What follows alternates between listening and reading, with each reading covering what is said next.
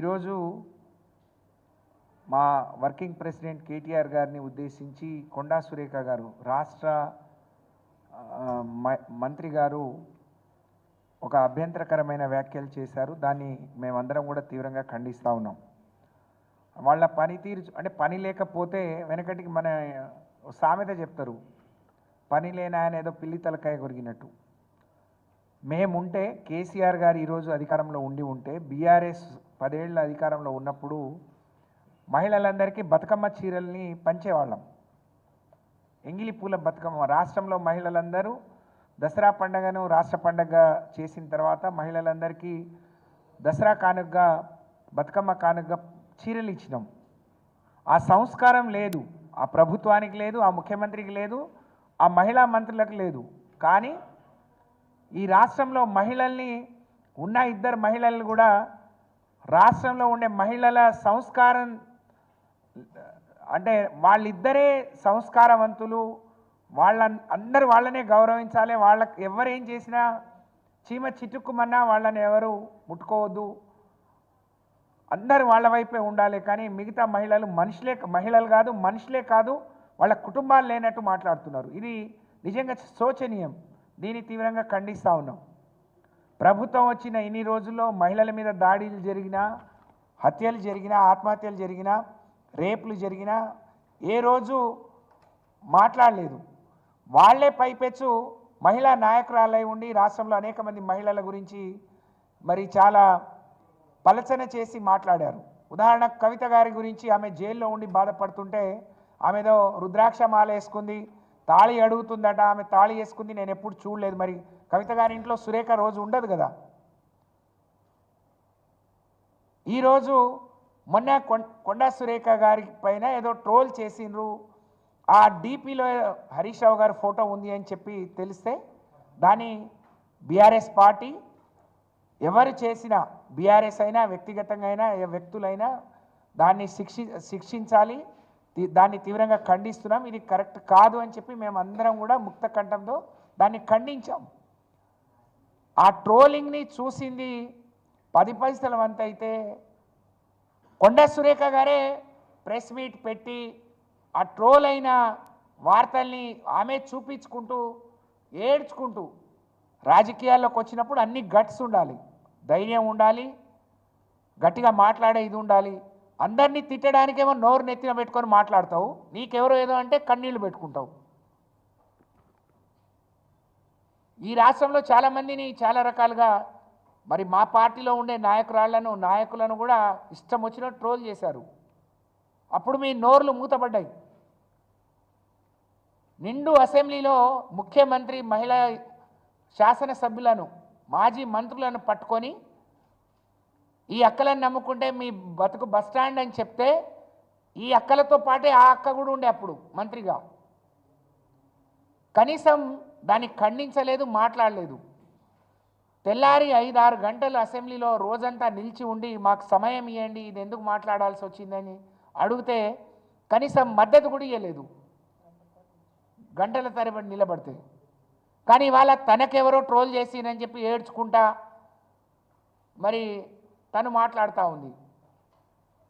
మీరు ట్రోల్స్ ఎవరైనా తప్పుడుగా ట్రోల్స్ చేస్తే దాని మీద పిటిషన్ ఇవ్వాలి. మీరు మంత్రి హోదా, మీరు ప్రభుత్వంలో ఉన్నారు, అధికారం మీ చేతిలో ఉంది, అన్ని దర్యాప్తు సంస్థలని మీ చేతిలో ఉన్నాయి, వాళ్ళతో దర్యాప్తు చేయించాలి.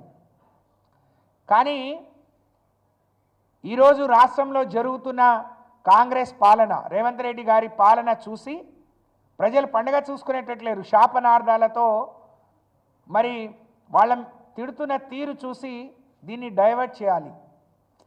ఒకప్పుడు దసరా వచ్చిందంటే సంబరంగా ఊళ్ళలో బతుకమ్మ ఆడటానికి ఊర్లు ఖాళీ, హైదరాబాద్ ఖాళీ అయిపోయి ఇళ్లలోకి వెళ్ళిపోయేవాళ్ళు. పండుగ చేసుకుంటే ప్రభుత్వం కూడా వాళ్లకు బహుమతులు ఇచ్చేది. కానీ ఇవాళ రేవంత్ రెడ్డి గారు ఈ హైదరాబాద్ వాళ్ళు ఓట్లు వేయలేదనో, లేకపోతే ఆయనకేం హిడెన్ ఎజెండా ఉందో, హైడ్రా అనే ఒక కార్యక్రమాన్ని చేపట్టి వేలాది మంది పేదల పొట్టన కొట్టి వాళ్ళ జీవితాంతం కష్టపడి వాళ్ళ కష్టార్జితంతో కట్టుకున్న ఇండ్లను కూల్చేసి రోడ్డు పాలు, బజారు పాలు చేశారు. అందులో మహిళలు ఉన్నారు, గర్భిణీలు ఉన్నారు, బాలింతలు ఉన్నారు, చిన్నపిల్లల తల్లులు ఉన్నారు. ముసలి వాళ్ళు ఉన్నారు, వాళ్ళ పక్షాన మాట్లాడండి. వాళ్ళని సమర్థిస్తున్నారు మీరు. హైడ్రాని సమర్థించే ముందు ఇంతమంది రోడ్డున పడితే ఇది ఈరోజు బీఆర్ఎస్ ప్రభుత్వం వచ్చినప్పుడు జరిగింది కాదు. అనేక ఏళ్లుగా మరి కాంగ్రెస్ పార్టీయే ఎక్కువ రోజులు ఈ రాష్ట్రాన్ని పాలించింది. ఇప్పుడేదో మేల్కొని ఇప్పుడే పుట్టినట్టు, ఇప్పుడే వాళ్ళకి అన్నీ తెలిసినట్టు, ఇప్పుడే స్పృహ వచ్చినట్టు మరి ఊరి మీద పడి అచ్చొచ్చిన ఆంబోతులాగా పడి ఇష్టం వచ్చినట్టు మీరు చేస్తూ ఉంటే దాని గురించి మాట్లాడకుండా తన్నెవరో మనసు నొప్పించిందని దానికి మేము కూడా చింతించాం, దాన్ని మేము కూడా ఖండించాం. ఎవరైనా ఖండియాల్సిందే. కానీ వాళ్ళ కేటీఆర్ గారి గురించి బీఆర్ఎస్ పార్టీ ఆదరణ చూడలేక ఓర్వలేక దీన్ని ఎట్లా డైవర్ట్ చేయాలి పండగ ముందు అని మనసులో అక్కసు పెట్టుకొని కొండా సురేఖ గారు ఇష్టం వచ్చినట్టు మాట్లాడారు. పూర్తి సినిమా ఇండస్ట్రీలో ఉండే మహిళలందరినీ కూడా తను తప్పుడు మనుషులుగా చిత్రీకరించే పని చెప్పారు, ఆలోచన చేస్తూ ఉన్నారు. తను కూడా సినిమా తీసింది ఈ మధ్యనే బిడ్డను పెట్టుకొని. అంటే వాళ్ళకు కూడా ఇవన్నీ వర్తిస్తాయా? సినిమాలో ఉండే మహిళలందరూ కేటీఆర్ గారితో సంబంధం అంటగడతారా? వాళ్ళ కుటుంబాలు ఉండవా? వాళ్ళ తల్లిదండ్రులు ఉండరా? ఎంత చిల్లరా, నీ నోరు చిల్లరా, నువ్వు మనిషి చిల్లరా అనేది అందరికీ తెలుసు. మానకొండ ఘటనప్పుడు నీ నోరు అందరు చూసిండ్రు, వరంగల్లో గొడవలు అయినప్పుడు నీ నోరు అందరు చూసిండ్రు, నీ ఇంట్లో వాళ్ళే అందరు చెప్తారు నీ నోరేందో. కానీ ఆ నోరుని నెత్తిన పెట్టుకొని రాష్ట్రం అంతా ఇదే చేస్తాను అని ఒక మహిళా మంత్రి ఇట్లా మాట్లాడటం అయితే నిజంగా చాలా దారుణం, శోచనీయం. ఇది సిగ్గుతో మహిళలందరూ తలదించుకునే విషయంగా నేను భావిస్తూ ఉన్నాను. ఇది అవమానకరం. కొండా సురేఖ గారు, మీరు ఎప్పుడు మాట్లాడినా ఇట్లనే నడిచిపోతుంది, నేను ఇట్లనే మాట్లాడి బట్టగాల్చి మీదేసి వెళ్ళిపోతా అనుకుంటే ఖబర్దార్ బిడ్డ, నోరు మూసుకో, లేకపోతే మేము నోరు మూయించాల్సి వస్తుంది. నీ మీద పరువు నష్టం దావా వేస్తాం, నిన్ను తప్పకుండా న్యాయస్థానానికి ఈడుస్తాం. వాళ్ళు ఇట్లా పిలిచారు, పోనందుకు వాళ్ళను అందుకని వదిలేశారు.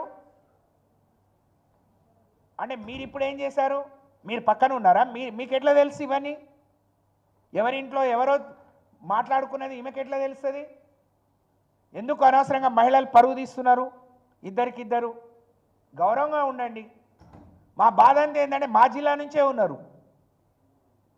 మాట్లాడొద్దు, ఏదైనా వస్తే మాట్లాడొద్దు, వాళ్ళని గౌరవిద్దాం, వాళ్ళకి సపోర్ట్ చేద్దాం అని అనుకుంటే పరిపాలన గాలికి వదిలేసిండ్రు. మీరు ఇచ్చిన ఒక్క హామీ ఇవాళ మహిళలు మిమ్మల్ని చీ అంటున్నారు.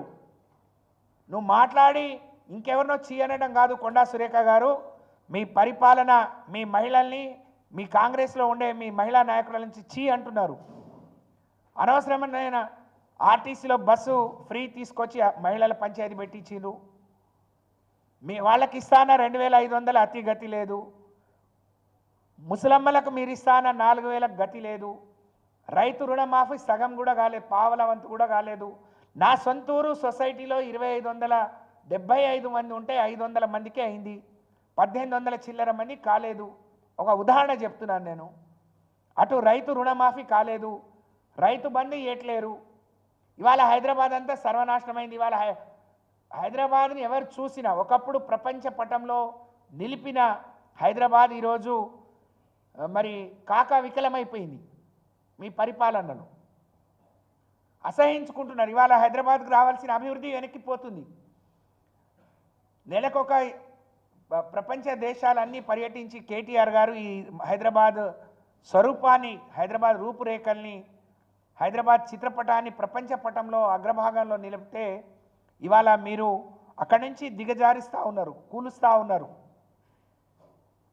కాబట్టి మీరు ఇవాళ రేవంత్ రెడ్డి గారు ఇవన్నీ డైవర్ట్ చేయటం, రైతు బంధు నుంచి, రైతు రుణమాఫీ నుంచి, పరిపాలన నుంచి ప్రజల్ని మళ్లించడానికి హైడ్రా తీసుకున్నాడు.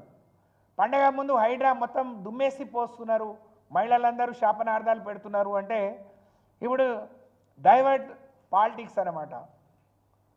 మహిళా మంత్రులను సికండీలుగా పెట్టుకొని ఇవాళ రేవంత్ రెడ్డి గారు ఈ ప్రభుత్వం వాళ్ళను ముందుకు నడిపిస్తూ వాళ్ళతో ఇష్టం వచ్చినట్టు మాట్లాడిస్తూ మరి ఏదైనా చేయవచ్చు అని అనుకుంటున్నారు. ఇది పొరపాటు.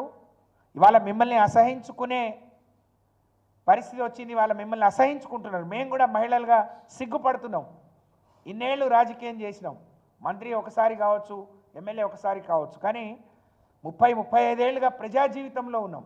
ఇంత సంస్కారహీనమైన మాటలు ఒక నాయకుడిని టార్గెట్ చేసుకొని మాట్లాడటం అంటే ఇప్పుడు అర్థమవుతా ఉంది. ఇవాళ కేసీఆర్ గారు వాళ్ళకి సమయం ఇద్దాం బయటికి రావద్దు అనుకుంటే, కేటీఆర్ గారు చేస్తున్న పనితీరు, హరీష్ రావు గారు చేస్తున్న పని, ప్రజలకు అందుబాటులో ఉంటున్న తీరు, ప్రజల నుంచి వచ్చిన వ్యతిరేకతను, వాళ్ళు రోజు రోజుకు వాళ్ళ పడిపోతున్న గ్రాఫ్ని ఏ విధంగా సరి చేసుకోవాలి, ఏ విధంగా దాని నుంచి డైవర్ట్ చేయాలని చెప్పి మరి కొండా సురేఖ గారు ఇదంతా మాట్లాడిరు. దీన్ని తీవ్రంగా ఖండిస్తూ మీ నోరు అదుపులో పెట్టుకోండి. కొండా సురేఖ గారు ఆలోచించాలి. అంటే ఆమె మాట్లాడిన చాలా గొప్ప మాటలు అందరూ హర్షిస్తారంటే నిన్ను అందరూ అసహించుకుంటున్నారమ్మా. నాకంటే వయసులో పెద్దదానివి, నాతో పాటు రాజకీయాల్లోకి వచ్చావు, కానీ నీ మాటలు నువ్వు మార్కోట్లో ఏం మాట్లాడినావు, ఎవరెవరిని ఏం మాట్లాడినావో రైల్వే స్టేషన్ సాక్షిగా మాట్లాడినావు, ఎవరి ఇంట్లలో కాదు.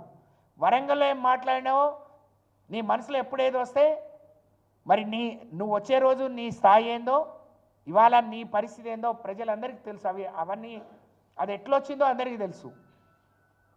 అలాగే మీ నోరు ఎలాంటిదో మీరు ఎలాంటి వాళ్ళో అందరికీ తెలుసు. కాబట్టి ఇంకా ఎక్కువ మాట్లాడి మా నోరు విప్పి అన్నీ చెప్పే పరిస్థితి, రోడ్డున పడే పరిస్థితి తేవద్దు. మాకు మా తల్లిదండ్రులు కానీ మేము ఉన్న పార్టీలు మాకు కొన్ని సంస్కారం, కొంత విలువలతో కూడిన రాజకీయాలు నేర్పారు. దానికి ఆ హద్దులు లోబడే మాట్లాడుతున్నాం. కాబట్టి మేము ఇంకా ఏం చెప్పదలుచుకోలేదు. దయచేసి మరి ఈ సమాజంలో ఉండే మహిళలు, సినిమా ఫీల్డ్లో ఉండే మహిళలు కానీ సినిమా ఫీల్డ్లో ఉండే ప్రతి ఒక్కరు ఆలోచించాలి. ఇవాళ సినిమా ఫీల్డ్లో ఉండే మహిళల గురించి ఇంత తక్కువ చేసి, ఇంత చిన్న చూపు చేసి, అవహేళన చేసి మాట్లాడితే ఇది అందరికి వర్తిస్తుంది. అందరి పిల్లలు సినిమాలో ఉంటారు. ఆమె కూడా సినిమా తీసింది, ఆమె కూడా సినిమాలతో సంబంధాలు ఉన్నాయి. కాబట్టి మేధావులు, విద్యావంతులు, మరి బుద్ధిజీవులందరూ ఈ కొండా సురేఖ వ్యాఖ్యలు కానీ సీతక్క వ్యాఖ్యలు వీళ్ళే ఎక్కువ మాట్లాడతారు. ఎందుకంటే ఒక ఎస్టీ మహిళ, బీసీ మహిళ ఎవరు మాట్లాడరు, మహిళలు కాబట్టి ఇంకేదైనా అంటే మేము ఇంకా ఆయనతో రెచ్చిపోవచ్చు, ఇంకేదైనా మాట్లాడవచ్చు అనుకొని ఎస్కేప్ అవుదాం అనుకొని మీరు ఆలోచిస్తున్నారు. ఇది మంచిది కాదు. మీతో ఎక్కువ మాట్లాడిస్తే మిమ్మల్ని నాయకులు రాళ్ళుగా పెంచుతున్నారు అనుకుంటున్నారేమో. మీ విలువలు ఇంకా తగ్గిస్తున్నారే విషయాన్ని మీరు గ్రహించుకొని మీ నోరు అదుపులో పెట్టుకొని మాట్లాడితే మంచిదని నేను ఈ సందర్భంగా తెలియజేస్తా ఉన్నాను. సీతక్క మాట్లాడుతూ ఎంగిలిపూల రోజే కేటీఆర్ మాటలు వినాల్సి వచ్చింది అన్నది. ఎంగిలిపూల రోజు మేమేం చేసాం? చీరలు ఇచ్చి గొప్పగా పండుగ చేయించుకున్నాం. నువ్వేం చేస్తున్నావు? బజార్ మాటలు మాట్లాడుకుంటూ రోడ్లో తిరుగుతున్నారు మీరు. కాబట్టి ఖబర్దార్ సురేఖ గారు, మీ వెనక ఇంకెవరైనా ఉండి మాట్లాడిస్తే వాళ్ళకు కూడా నేను హెచ్చరిస్తూ ఉన్నాను. మీ నోరు అదుపులో పెట్టుకోకుండా ఏదైనా మాట్లాడతా అంటే ఇకపైన సాగదు. నిన్నెవరో ట్రోల్ చేస్తే ఈ పార్టీ మీద, ఆఫీస్ మీద దాడి అయింది, కేటీఆర్ గారి మీద దాడి చేయించుడైంది. కాబట్టి తప్పకుండా మిమ్మల్ని ఇట్లా వదిలిపెట్టాం. అన్నిటికీ మాకు మీ నుంచి జవాబు రప్పిస్తాం. మీరు తల వంచుకొని జవాబు చెప్పే రోజు, సమాధానం చెప్పే రోజు త్వరలోనే వస్తుంది. మిమ్మల్ని కోర్టుకి ఇడుస్తాం, మీ మీద పరువు నష్టం దావా వేస్తాం, మిమ్మల్ని తప్పకుండా బజార్లో నిలబెడతాం. ఆ పని మీరు చేసుకోవద్దు అని చెప్పి హెచ్చరిస్తూ, మా మీడియా సోదరులు కూడా ఇటువంటి వాళ్లను ఏదైనా ట్రోల్ చేసే ముందో లేకుంటే పెట్టే ముందు సోషల్ మీడియా కూడా ఆలోచించాలి. ఇటువంటి చౌకబారు నాయకుల మాటలు తీసుకొని దాన్ని ఇంకా పెంచుకుంటూ ఇంకా పోవడం సరైనది కాదు అని చెప్పి విజ్ఞప్తి చేస్తూ గౌరవ మాజీ పార్లమెంట్ సభ్యులు కవిత గారిని మాట్లాడాల్సిందిగా కోరుతా ఉన్నాను. అసలైన తొలి వెలుగు. ఫాలో వాట్సాప్ @తొలి వెలుగు official.